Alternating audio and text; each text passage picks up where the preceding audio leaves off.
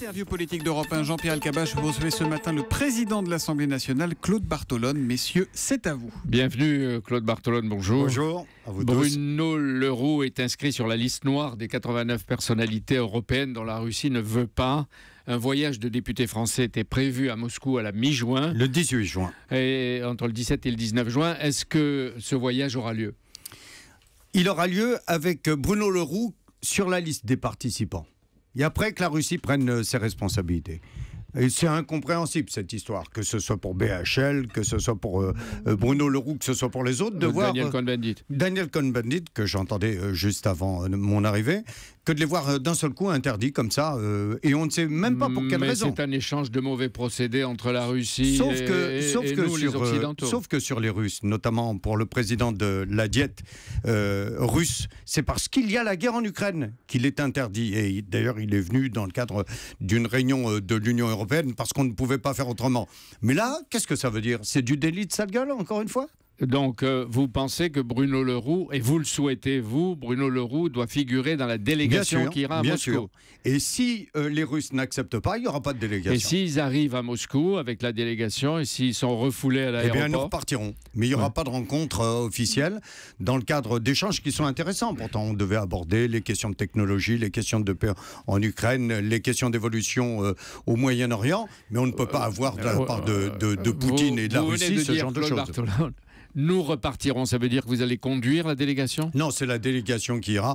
Vous le savez, pour ce genre de délégation, le président de l'Assemblée n'y va pas à chaque fois. Oui, mais pourquoi cette fois-ci vous n'y allez pas? Ça aurait du panache que vous conduisiez la délégation. Vous me donnez une très bonne idée. Ben voilà. Vous me donnez une très bonne idée. Parce qu'on ne voit pas pourquoi. C'est pas parce que vous êtes en campagne électorale pour l'Île-de-France. Non, vous me donnez une très bonne idée. Je vais me mettre sur cette délégation et je demanderai à Bruno Le Roux de venir dans cette délégation. Et si les Russes n'acceptent pas, il n'y aura pas de délégation. Et ils vident tout le monde en bloc.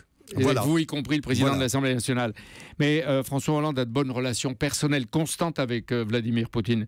Est-ce que vous lui demandez d'intervenir en faveur de BHL, de Daniel Cohn-Bendit, notre ami, et en faveur de Bruno Le Roux, un fidèle hollandais? Mais au-delà du fidèle hollandais, c'est la marque vis-à-vis d'un certain nombre de responsables européens dont il est question. C'est le comportement de la Russie vis-à-vis d'un certain nombre de responsables européens qui se défendent, eux, sur une base politique. Mais aujourd'hui, si nous avons des sanctions par rapport à la Russie, c'est pas tant par rapport à la Russie. La Russie est un grand pays qui a vocation à rentrer dans cet espace européen. Mais on ne peut pas accepter qu'il puisse y avoir la guerre sur le continent européen. Ouais. On n'a pas fait tout ce que nous avons fait. Vous accusez donc Poutine de faire la guerre en Ukraine? Bien entendu. Aujourd'hui, il ne veut pas accepter... Vous avez toutes les preuves. Il ne veut pas accepter les différents compromis qui ont été proposés par les Européens pour arriver à une séparation des combattants. Mais, demandez à François Hollande s'il pense la même chose que vous à propos de l'Ukraine.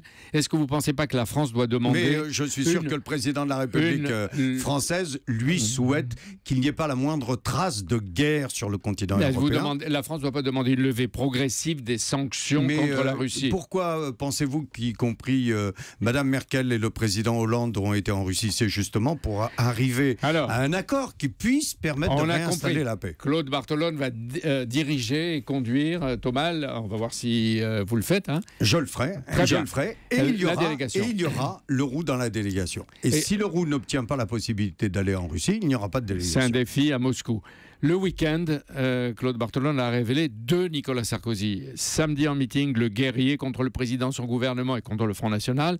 Et dimanche, à la télévision, le rassembleur de son camp qui respecte même ses adversaires socialistes. Lequel vous préférez ? Écoutez, je préférerais un débat politique qui tienne compte du temps dans lequel nous sommes rentrés. Vous voyez, au cours de la première réunion du parti Les Républicains, j'ai eu l'impression que l'on avait Nicolas Sarkozy Empire.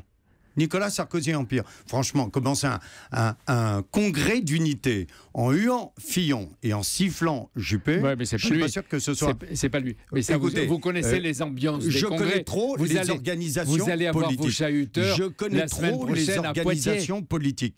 Lorsque vous avez le souvenir des sifflets de Bordeaux et que vous ne prenez pas un minimum de précautions pour éviter ce genre de choses dans un congrès, c'est que ça ne vous dérange pas assez. Mais il a peut-être lui aussi ses frondeurs. Je ne crois pas que ce soit ça. Vous voyez, je pense qu'il a voulu créer le parti Les Républicains et finalement on se retrouve avec un parti de l'entre-soi. C'est le petit parti rikiki de Nicolas Sarkozy. Le président de Les Républicains accuse la gauche de trahir la République, de la baisser. C'est d'ailleurs car très avoir intéressant. La majorité ne lui donne pas tous les droits. C'est d'ailleurs très intéressant. Quand je vois qu'il ose parler de trahison, vous imaginez ce que c'est la trahison ? Lorsque je vois les flèches qu'il a réservées à la gauche, sans avoir un mot sur l'extrême droite, il a fait 2-3 phrases sur l'extrême droite. Oui, d'accord. Les akouskis par rapport à l'ensemble du plat et de mots extrêmement difficiles qu'il a pris. Moi, je le dis franchement, je pense que Nicolas Sarkozy est en train de faire de la politique comme on en faisait du temps de grand-papa. Est-ce que vous Aujourd'hui, il y a besoin de rassemblement dans ce pays et je pense qu'il y a une responsabilité de la part de tous les responsables politiques. Lorsque l'on emploie des mots tels que ceux qu'il a employés, c'est autant de voix pour l'extrême droite. Parce qu'à un moment donné, l'électeur préfère toujours l'original à la copie. On vient de voir ce qui s'est passé au Pontet, où le maire a été élu dès le premier tour avec 60% des voix. Tous les Républicains, justement, devraient être attentifs. Parce que lorsque d'un seul coup, il y a l'extrême droite qui installe cette morsure sur la société, c'est plus un problème de droite ou de gauche. C'est un problème de tous les amoureux de la République. Les Républicains et vous, les socialistes, vous dites, à peu près tout le monde dit rassemblement, rassemblement. Est-ce que vous voulez dire que lors du congrès du PS à Poitiers, vous n'attaquerez pas la gauche, vous n'attaquerez pas, je veux dire, Nicolas Sarkozy, vous n'attaquerez pas les Républicains, vous serez gentil. Attendez, ce sont des choses différentes. Il y a des mots qui ne sont pas acceptables aujourd'hui dans le débat politique. Et je le dis d'autant plus, et je profite du moment où je suis ici, parce que j'ai eu l'occasion dans le passé d'en utiliser que je regrette aujourd'hui vis-à-vis de M. Woerth. Ah, très bien. Oui. J'allais justement vous demander, la justice l'a relaxé, Éric Woerth.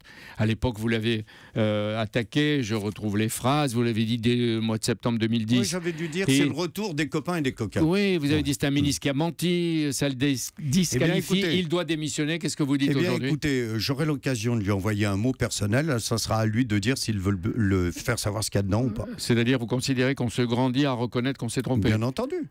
Bien entendu. Et je le dis aujourd'hui, dans l'état où est la société française, il y a des modes d'action dans la politique française qui doivent changer. C'est-à-dire respecter l'autre, mais en même temps, c'est une leçon pour tous. C'est pour ça, vous voyez, vous me posiez la question pour le Congrès socialiste. Mais j'espère que nous montrerons à nos compatriotes qu'il y a des différences économiques, sociales, environnementales entre la droite et la gauche. Une question. Mais il y a des mots auxquels il faut faire attention. Sur les régionales, j'ai pas encore compris pourquoi il est pour vous, plus efficace de présider l'Île-de-France, éventuellement, que l'Assemblée nationale. Est-ce que ce n'est pas la preuve de l'affaiblissement du Parlement ?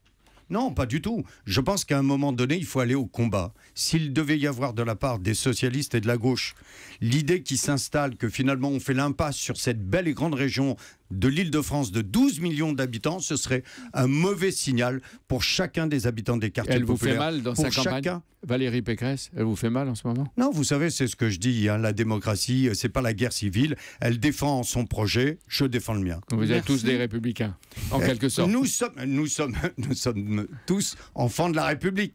Mais après, on a une conception de l'organisation de la République qui n'est pas la même. Vous êtes tous des républicains, mais de manière différente, avec des origines sociales différentes. Je le dis, il y a 3 projets. Il y a l'extrême droite qui est sur détestez-vous les uns les autres. Il y a la droite qui est méfiez-vous les uns des autres. Et moi, je dis, il faut de l'équilibre et construire cette région ensemble. Amen, quoi. Merci Claude Bartholone. C'est pas mal aussi, un peu de religieux. Vous écoutez Danny Cohn-Bendit. Vous avez écouté Caroline Roux aussi à 7h25 ce matin.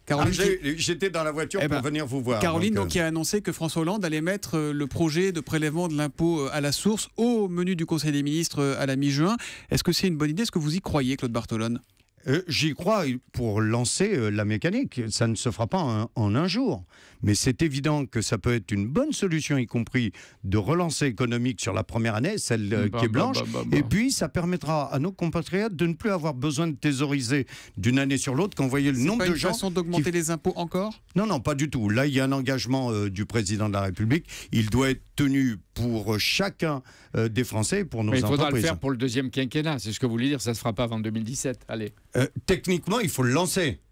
Il faut le lancer. Il faut le lancer. Bien sûr. Merci Claude Bartholone d'être venu en direct sur Europe 1 ce matin et bonne journée.